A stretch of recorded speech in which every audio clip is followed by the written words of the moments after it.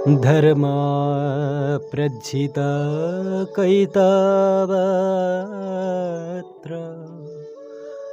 परमा निर्मत शरणां शतं विद्यां वास्तवमात्र वस्तु सेवदं तापत्रयोन्मूलनम्। श्रीमद्भगवते महामुनि कृते किं वा परैरीश्वरः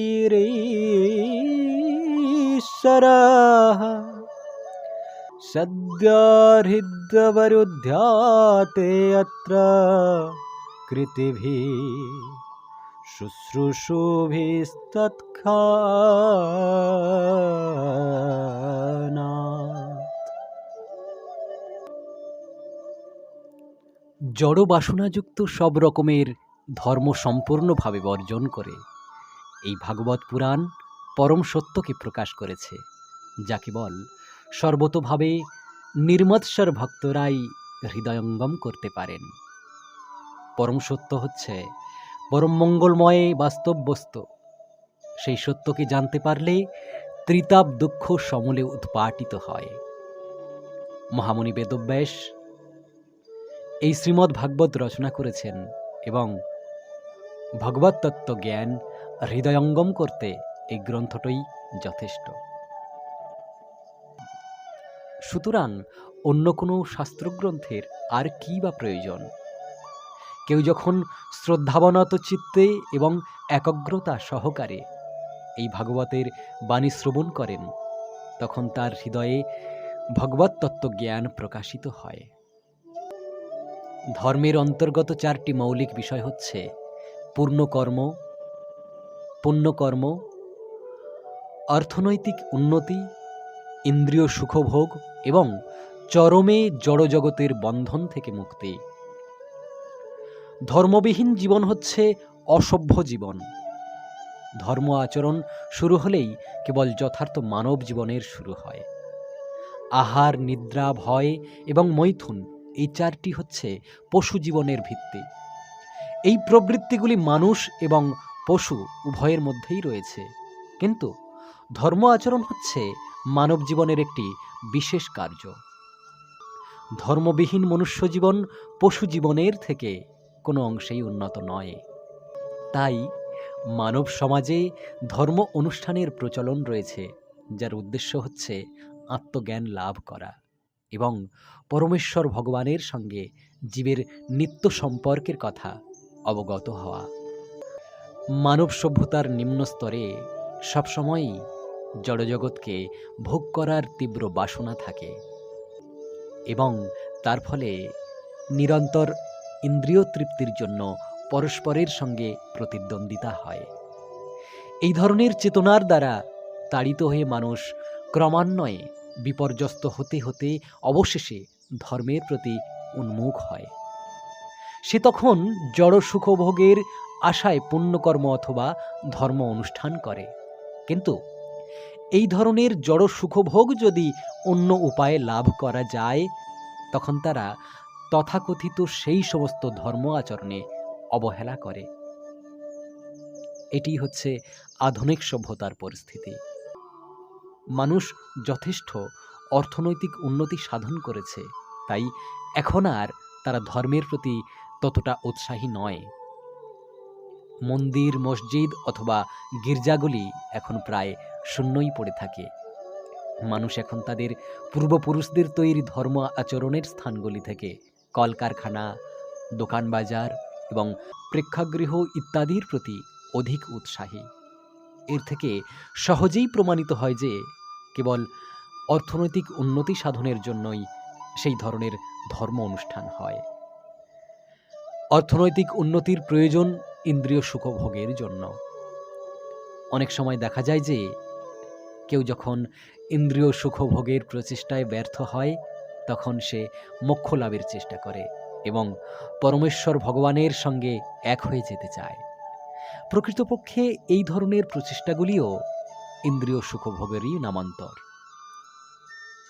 বেদেই 4টি কর্মেরই নির্দেশ দেওয়া হয়েছে, যাতে মানুষ যথাযথভাবে তাদের জীবন পথে অগ্রসর হতে পারে এবং ইন্দ্রিয় সুখভোগের জন্য পরস্পরের মধ্যে অনর্থক প্রতিযোগিতা না হয়। কিন্তু শ্রীমদ্ ভাগবত হচ্ছে ইন্দ্রিয় তৃপ্তি সাধনের উদ্দেশ্যে সমস্ত কার্যকলাপের অতীত এক দিব্য শাস্ত্র। এটি হচ্ছে পূর্ণরূপে জড়জগতের কলুষ থেকে মুক্ত একটি গ্রন্থ, যা কেবল জড়ভোগ বাসনা রহিত ভগবানের শুদ্ধ ভক্তরাই হৃদয়ঙ্গম করতে পারেন। জড়জগতের মানুষে মানুষে, পশুতে পশুতে, সম্প্রদায়ে সম্প্রদায়ে, জাতিতে জাতিতে নিরন্তর প্রতিযোগিতা হচ্ছে। কিন্তু ভগবানের ভক্তরা এই ধরনের প্রতিযোগিতার অতীত। তারা জড়বাদীদের সঙ্গে প্রতিযোগিতা করেন না, কেননা তারা ভগবত ধামের দিকে এগিয়ে চলেছেন, যেখানে জীবন নিত্য এবং আনন্দময়।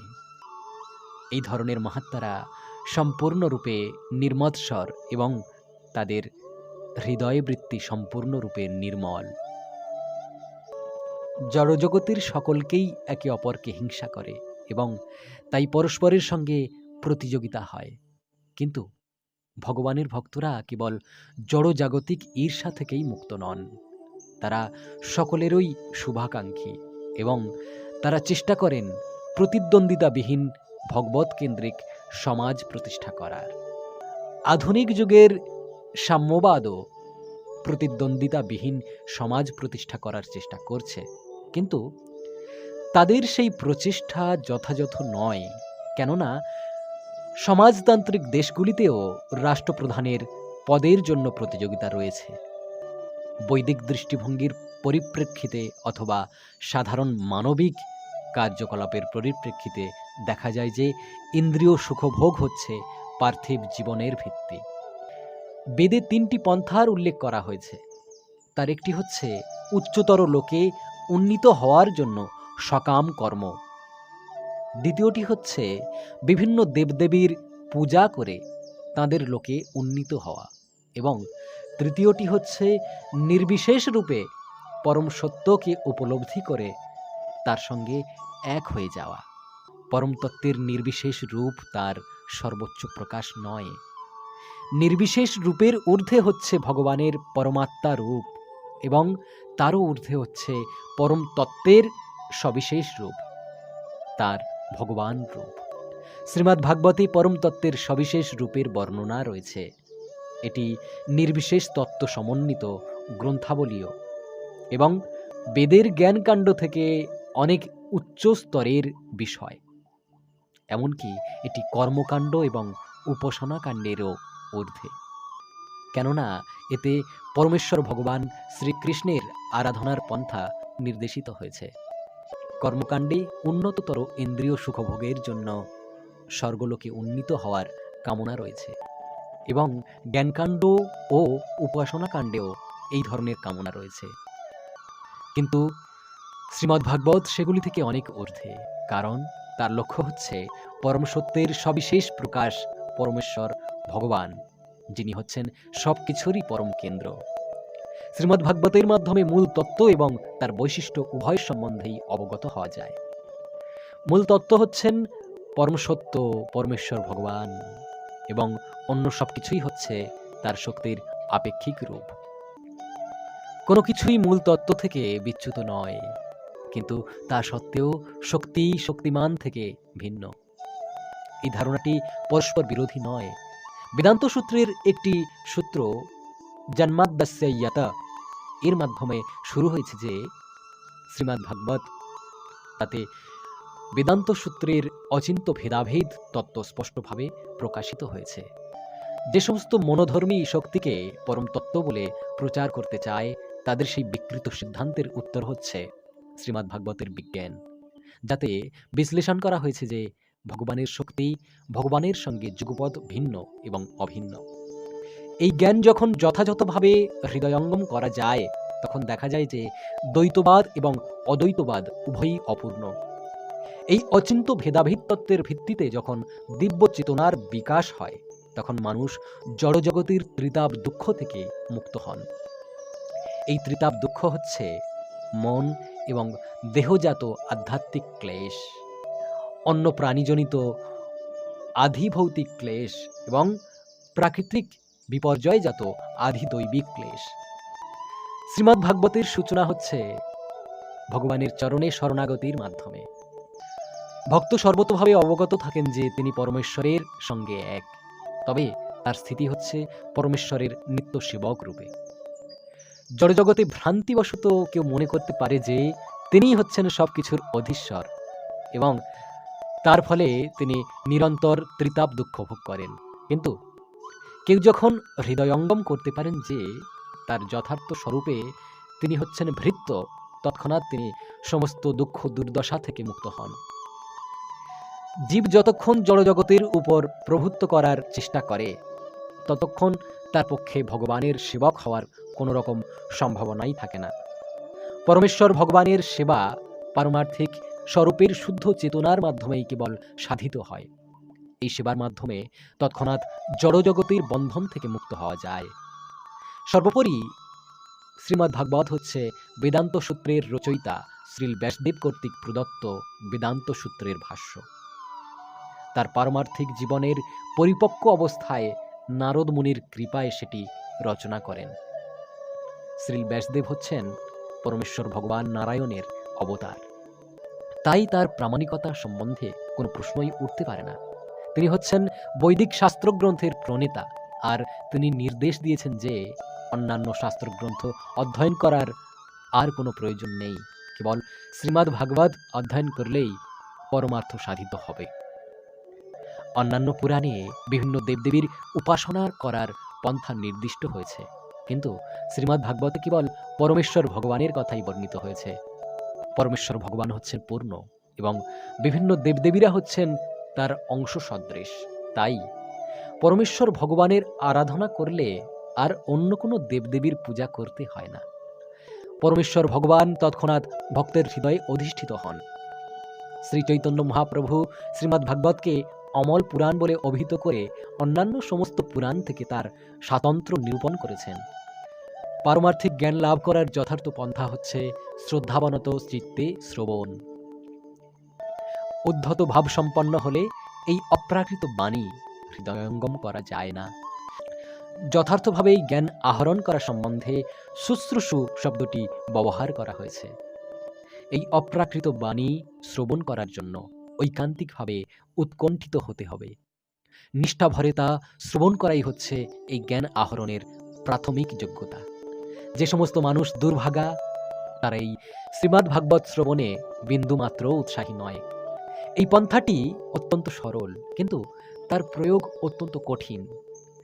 দুর্ভাগা মানুষেরা রাজনৈতিক এবং সামাজিক বিষয়ে অলস আলোচনা করার যথেষ্ট সময় পায়, কিন্তু যখন তাদের ভক্ত সঙ্গে শ্রীমদ্ ভাগবত শ্রবণ করার জন্য আহ্বান করা হয় তখন তারা তাতে তাদের অনিচ্ছা প্রকাশ করে। কখনো কখনো পেশাদারী ভাগবত পাঠকেরা শুরুতেই পরমেশ্বর ভগবানের অতি অন্তরঙ্গ এবং অতি গোপনীয় লীলাবিলাসের আলোচনা করে, যা শুনে আপাত দৃষ্টিতে মনে হয় তা যেন একটি কাম বিষয়ক গ্রন্থ। শ্রীমদ্ ভাগবত শ্রবণ করতে হয় প্রথম থেকে। এই গ্রন্থটির বিষয়বস্তু হৃদয়ঙ্গম করার যোগ্যতা সম্বন্ধে এই শ্লোকে বলা হয়েছে, বহু সুকৃতি অর্জন করার ফলে শ্রীমদ্ ভাগবত শ্রবণ করার যোগ্যতা লাভ করা যায়।